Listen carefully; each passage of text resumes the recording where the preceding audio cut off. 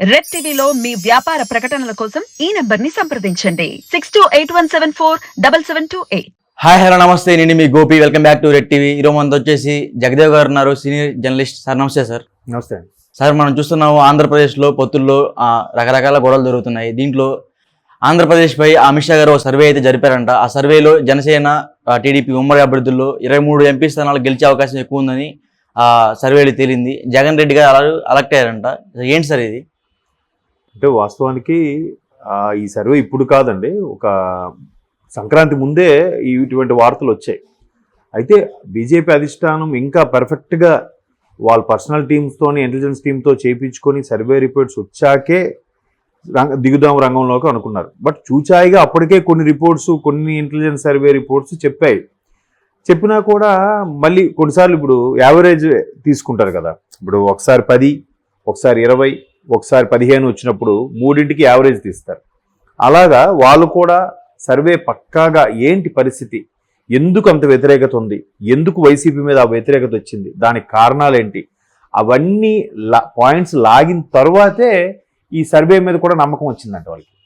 అంటే అంత గుడ్డిగా 25 స్థానాలకి 20 వరకు టీడీపీ జనసేన కూటమికి ఎలా వచ్చేస్తాయి, అంత వ్యతిరేకత వచ్చిందా వైసీపీ మీద అనే అనుమానం వస్తుంది కదా. అంటే వాళ్ళకి ఏం తెలియదు. ఇక్కడ రాష్ట్ర పెద్దలు చెప్తూనే ఉంటారు.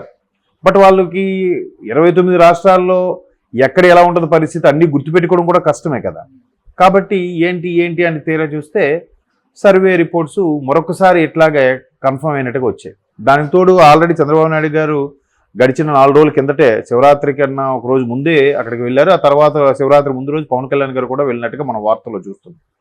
అంటే ఈ రిపోర్ట్స్ అన్నీ పక్కాగా వచ్చాకే బీజేపీ టీడీపీ జనసేన కూటమితో వెళ్ళాలని కూడా నిర్ణయం తీసుకుందంట. ఎట్లా తీసుకుంది? ఈ సర్వేలను బట్టే. అయితే ఈ సర్వేలో ఈసారి మళ్ళీ యావరేజ్గా చూస్తే 23 స్థానాల వరకు టీడీపీ జనసేన బీజేపీ కూటమికి వస్తున్నాయి, కేవలం 2 స్థానాలే వైసీపీకి వస్తున్నాయి. అవును, సరే ఈ బీజేపీ పొత్తు పెట్టుకోవడానికి దాంట్లో భాగంగా అతిశయోక్తిగా చెప్పింది అనుకుందాం కాసేపు. పోనీ ఎంత అతిశయోక్తిగా చెప్పినా పోనీ 23కి ఒక 5 తీసేయండి, 18 అయితే వస్తాయి కదా. 18 సీట్లు అంటే తక్కువేం కాదు కదా, సూపర్ కదా. ఒకవేళ పోనీ బీజేపీ టీడీపీ జనసేన కూటమి అన్ని కలిపి కూడా 20 వచ్చాయి అనుకుందాం, 20 తక్కువేం కాదుగా, బ్రహ్మాండం కదా. సో అలాగా ఒక 20 స్థానాలు ప్లస్ తెచ్చుకునేలాగా ఉంది. ఖచ్చితంగా మనకు కూడా అంటే బీజేపీ వాళ్ళకి కూడా సౌత్లో పాగా వేసే అవకాశం కనిపిస్తుంది. మరోవైపు బీజేపీ ఇప్పుడు కేంద్ర ఎన్నికల్లో 3వసారి నిలబడబోతుంది. ఒకవేళ అన్నీ అనుకున్నట్టుగా జరిగితే బీజేపీకి 3వసారి ప్రభుత్వం ఫామ్ చేస్తుంది, వరుసగా హ్యాట్రిక్. 3వసారి హ్యాట్రిక్ కొట్టిందంటే ఇంకా మరి దాన్ని విశ్వరూపం మనం బీభత్సంగా ఉంటుందని ఒక అంచనా. అంటే ఎట్లాగా ఒకవైపు కొంతమంది రకరకాల విమర్శలు చేస్తున్నా కూడా కొన్ని రకాలుగా కొన్ని మంచివి జరుగుతున్నాయని ఒక ఇది ఉంది. కొన్ని వ్యతిరేక విమర్శలు ఏంటంటే అన్నీ ప్రైవేట్ పరం చేసేస్తున్నారని, అలాగే కొన్ని రకాల ఇంటర్నల్ ఫీలింగ్స్ కల్పిస్తున్నారని, లేదంటే ఊరికే మత విద్వేషాలు రెచ్చగొడుతున్నారని కొన్ని రకరకాల ఇవి ఉన్నాయి. కానీ ఒక సైనికుల పరంగా, ఆర్మీ పరంగా ఫుల్ రైట్స్ ఇచ్చేస్తున్నారని, అలాగే కాశ్మీర్ ఆర్టికల్ 370 పరంగా రద్దు చేయబడిందని, ఇప్పుడు అది అందమైన సుందరమైన పర్యాటక కేంద్రంగా రూపాంతరం చెందబోతోంది. నెక్స్ట్ చెందింది ఇంకా ఎక్కువ క్రేజ్ రాబోతుంది. తర్వాత సర్జికల్ స్ట్రైక్స్ అని, అలాగే దాన్ని ఏమంటారు డిమానిటైజేషన్, అంటే దొంగ ఓట్లని దొంగ నోట్లని కట్టడి చేయడం, చాలా వరకు ఇట్లా. అయితే కొన్ని మైనస్లు ఏంటంటే ప్రైవేట్ పరం చేయడం, లేదంటే స్విస్ బ్యాంకులో ఎవరైతే ఖాతాలు ఉన్నాయో వాళ్ళందరం వెనక్కి రప్పించడానికి ఇబ్బంది పడడం, లేదా విజయ్ మాల్యా లాంటి వారి వ్యక్తుల యొక్క రుణములు మాఫీలు చేయడం లాంటివి కొన్ని మైనస్లు ఉన్నాయి. సో ఓవరాల్గా మనిషికి ఎక్కడ ఇది ఉంది అనేది కొంతవరకు చూస్తున్నారు. అయితే ఇక్కడ ఇంకోటి ఏంటంటే బీజేపీలో నిక్కచ్చిగా ఒక నాయకుడితోనే నడుస్తునే పద్ధతి. కాంగ్రెస్ వాళ్ళకి కాదు కదా, ఒక కుటుంబ వ్యవస్థ ఉంటుంది, ఆ కుటుంబ వ్యవస్థ నడిపిస్తుంది, దాంట్లోంచే ప్రధానమంత్రులు మారుతూ ఉంటారు అనేది కూడా కాంగ్రెస్కి ఒక పెద్ద విమర్శగా ఉంటుంది. సో వీటన్నిటిని బేస్ చేసుకుని వీళ్ళు ఎలాగైనా 3వసారి హ్యాట్రిక్ కొట్టాలి, 400 సీట్ల వరకు తెచ్చుకోవాలనుకో, 400 కాకపోతే 300 తెచ్చుకోవాలిగా. 300 తెచ్చుకోవాలంటే వాళ్ళ ఒక్కరికే 300 సాధ్యమా? మిత్రపక్షాలతో కావాలి. సో మిత్రపక్షాలతో అన్ని కలిపినా కూడా 300 అయితే అప్పుడు బాగుంటుంది. లేదు మ్యాజిక్ ఫిగర్కి వాళ్ళు దాటేశారు అనుకోండి, మళ్ళీ వాళ్ళు నచ్చినట్టుగా చేస్తారు. మిత్రపక్షాలు ఉన్నా కూడా నామకే వస్తే ఉంటాయి. వాళ్ళు ఎవరి నిర్ణయాలు తీసుకోవాల్సిన అవసరం లేదు, ఎవరు ఓట్ల గురించి కూడా ఆశించరు. అంటే పార్లమెంట్లో ఏవైనా చట్టాలు చేయాలి అనుకుంటే కనుక.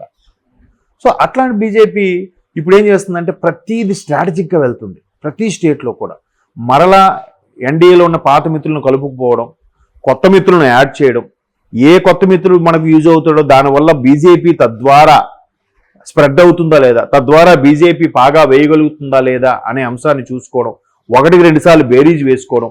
ఇప్పుడు మీరు అన్నట్టుగా సెంట్రల్ ఇంటెలిజెన్స్ని కూడా వాడుకొని ఏంటి, ఎందుకు మన మీద విమర్శ ఏముంది, లేదంటే బ్యాడ్గా ఉందా అనుకుంటూ ఒక్కొక్కటిగా కలుపుకు వెళ్తున్నారు. అసలు చంద్రబాబు నాయుడు, పవన్ కళ్యాణ్ గారు కూడా ఢిల్లీలో అక్కడ ఉండి ఎందుకు ఎంత లీడ్ అయ్యింది అని అనడానికి కూడా ఇంతకుముందు ఒక మిత్రులు కూడా చెప్పారు. ఈ సర్వే రిపోర్ట్లు కూడా, యావరేజ్ సర్వే రిపోర్ట్లు కూడా రావడానికి లేట్ అవ్వడం వల్లే ఈ విధంగా ఇంకొద్ది రోజులు డ్రాగ్ చేశారు. ఎక్కడా సభాముఖంగా, మీడియా ముఖంగా తెలియపరచలేదు. బీజేపీ అనేది టీడీపీ జనసేన కూటమితో కలిసి వెళ్ళబోతుంది అనేది ఎక్కడ తెలియజెప్పకపోవడానికి కారణం కూడా అదే. బట్ దీని మీద మొదటి నుంచి కూడా మోడీ గారు అలాగే అమిత్ షా గారు మంచి పట్టుతో ఉన్నారు. టీడీపీకి మంచి స్వింగ్ ఉంది, దానితో జనసేన కలిసింది. జనసేన ద్వారా కూడా బీజేపీ టీడీపీ కలవడానికి పవన్ కళ్యాణ్ గారు కూడా చాలా ఇబ్బంది పడ్డారంట. ఎందుకు? రాష్ట్ర ప్రయోజనాల దృష్ట్యా రేపు పొద్దున్న సెంట్రల్లో బీజేపీ వచ్చిన తర్వాత ఇక్కడ ఎలాగో టీడీపీ జనసేన కూటమి వస్తుంది. మరలా 2018లో లాగా టీడీపీ బీజేపీతో గొడవపడి బయటకు వచ్చేసిన సందర్భంలో బీజేపీ మళ్ళీ పట్టించుకోలేదు అనుకోండి, ఆల్రెడీ రాష్ట్రం అప్పుల కుప్పగా తయారైంది. ఒక అభివృద్ధి లేదు, ఒక ప్రాజెక్ట్ లేదు, ఏమీ లేదు. సో ఇట్లాంటివన్నీ మళ్ళీ కప్పిపుచ్చుకోవాలి, శరవేగంగా రాష్ట్రాన్ని అభివృద్ధి పరచాలి, ఎక్కడికక్కడ సెట్ చేయాలి అంటే ఖచ్చితంగా కేంద్ర సహాయం మాత్రం అవసరం. ఎందుకంటే పూర్తి విరుద్ధ పార్టీలైన కాంగ్రెస్, బీజేపీ విషయానికి వస్తేనే తెలంగాణలో రేవంత్ రెడ్డి గారు సెంట్రల్ మాకు సపోర్ట్ ఇస్తే మేము ఇంకా రాష్ట్రాన్ని బాగా పరిపాలిస్తామని చెప్పారు. వాస్తవమే కదా. ఇప్పుడు సెంట్రల్ అనేది ఏంటి, 29 రాష్ట్రాలకు కలిపి ఒక కేంద్రం కదా, వాళ్ళకంటూ వేరే కేంద్రం ఏం లేదు. ఈ కేంద్రం అనేది ఈ 29 రాష్ట్రాలని పరిపాలించడానికి ఉన్నదే కేంద్రం. సో ఆ కేంద్ర విధులు కరెక్ట్గా నిర్వర్తిస్తే అన్ని పార్టీల వరకు కూడా సక్రమంగా చేస్తారు వాళ్ళు. రాజకీయమే, పరిపాలనే. కాబట్టి అలాగ మరలా మనం మిత్రపక్ష కూటమిగా ఎన్డీఏలో ఉంటే, సెంట్రల్ గవర్నమెంట్లో బీజేపీ వచ్చి ఇక్కడ టీడీపీ జనసేన వచ్చిన తర్వాత ప్రతిదీ కూడా ఒక ర్యాపో ఉంటుంది, అడగడానికి బాగుంటుంది. ఒకవేళ స్పెషల్ స్టేటస్ ఇవ్వకపోయినా కానీ దాని పేరు మార్చని ఇంకో రూపంగా లబ్ధి చేయాలని చూస్తారు మిత్రపక్షాలకి. ఇప్పుడు 2 ఫ్రెండ్స్ ఉన్నారు, మీకు నేనో ఫ్రెండ్, ఇంకో సమ్ఎక్స్ ఓ ఫ్రెండ్. అప్పుడు మీరు ఏం చేస్తారు, నేను నీకు తెలుసు కాబట్టి ఎక్కడైనా మనకు పార్టీలో కలిసాం అనుకోండి, సార్ నాకు ప్లేటు లైన్లో ఉండాలి, ఇబ్బందిగా ఉందని అంటే, నాకు తెలుసు కాబట్టి మీరు నాకు ప్లేట్ తెచ్చి ఇచ్చేస్తారు. వాడు తెలియదు కాబట్టి ఇవ్వరు. అంటే ఫ్రెండ్షిప్ పరిచయం వల్ల కొంచెం ర్యాపో ఉంటుంది కదా. మరీ పూర్తి స్థాయిలో ఫేవర్ చేయకపోయినా ఓ 10% అని ఫేవర్ చేస్తారుగా, అదే కదా కావాల్సింది రాష్ట్రానికి. ఇప్పుడు ఏమీ అంత విరుద్ధ పార్టీలు అనుకున్న కాంగ్రెస్కే తెలంగాణలో ఫేవర్ చేశారు బీజేపీ వాళ్ళు. ఇప్పుడు మిత్రపక్ష కూటమయ్యాక ఇంకా బాగా చేస్తారు కదా. అందుకోసమే ఈవెన్ పవన్ కళ్యాణ్ గారు కూడా తెలంగాణలో సార్వత్రిక అసెంబ్లీ ఎన్నికలు జరిగినప్పుడు కూడా నామకే వస్తే పోటీ చేశారు. ఎందుకు? బీజేపీతో ఉన్న పొత్తుని, బీజేపీతో ఉన్న సయోధ్యని విడిపోవడానికి ఇష్టం లేక. పరిచయం ఉంటే తప్పే ఉంది, బ్యాడ్ ఎందుకు అయిపోవాలి? పరిచయం ఉంటే ఒక పెద్ద మనిషితో సరే మనకి ఎప్పుడైతే దేనికైనా ఉపయోగపడుతుంది కదా అనే కాన్సెప్ట్లో వెళ్తున్నారు పవన్ కళ్యాణ్ గారు. ఉపయోగపడతారు, రాజకీయాల్లో తప్పదు. సెంట్రల్లో ఏదో ఒక కేంద్రంలో ఏదో ఒక నేషనల్ పార్టీతో సపోర్ట్ లేకపోతే తర్వాత ఫర్దర్గా ఇబ్బంది, వాళ్ళకే ఇబ్బంది. ఇప్పుడు జగన్మోహన్ రెడ్డి గారు మ్యాక్సిమం రారు, ఒకవేళ వచ్చింది అనుకోండి ఆంధ్రప్రదేశ్, ఇటు కాంగ్రెస్తో పడక బయటకు వచ్చారు, సో కాంగ్రెస్తో పడదు. బీజేపీ ఎలాగో టీడీపీ జనసేనతో పొత్తు పెట్టుకుంది కాబట్టి బీజేపీ కూడా పడదు. ఇంకా రాష్ట్రాన్ని ఎలా నడిపిస్తాడు ఆయన? సెంట్రల్లో సపోర్ట్ లేకపోతే రాష్ట్రాన్ని ఎలా నడిపిస్తాడు? వాళ్ళు కూడా ఏం చేస్తారు, ఏది అడిగినా కూడా చూద్దాం, చేద్దాం, ఇస్తామని అంటారు. అందుకే ఏదో ఒక పార్టీతో పొత్తు అనేది ఉండాలి, లేదా ఏ పార్టీతో కూడా పొత్తు పెట్టుకోవద్దు, అలాగని వైరం పెంచుకోకూడదు, నామకి వస్తే వెళ్ళిపోవాలి. సో వీటన్నిటిని బేరీజ్ వేసుకునే ఆ బీజేపీ వాళ్ళు కూడా తక్కువ వేలం కాదు. 1-2 సార్లు సర్వేలు చేయించుకొని, ఓహో బాబుతో వెళ్తేనే మనకు బాగుంటుంది, మరి పాత మిత్రకూటమి కూడా ఈజీ ఉంటుంది, మనకు కూడా సౌత్లో బాగా వేసినట్టు ఉంటుంది. ఆల్రెడీ బీజేపీకి వ్యతిరేకత ఉంది, లేకపోలేదు. ఎందుకు? స్పెషల్ స్టేటస్, స్పెషల్ ప్యాకేజీలను ఊరించే కానీ ఏమి ఇవ్వలేదుగా. అప్పుడు 2014 నుంచి 19 మధ్యలో ఇవ్వలేదు. 19 తర్వాత జగన్మోహన్ రెడ్డి గారు వచ్చిన తర్వాత కూడా ఏం జరిగింది ఏమీ లేదు.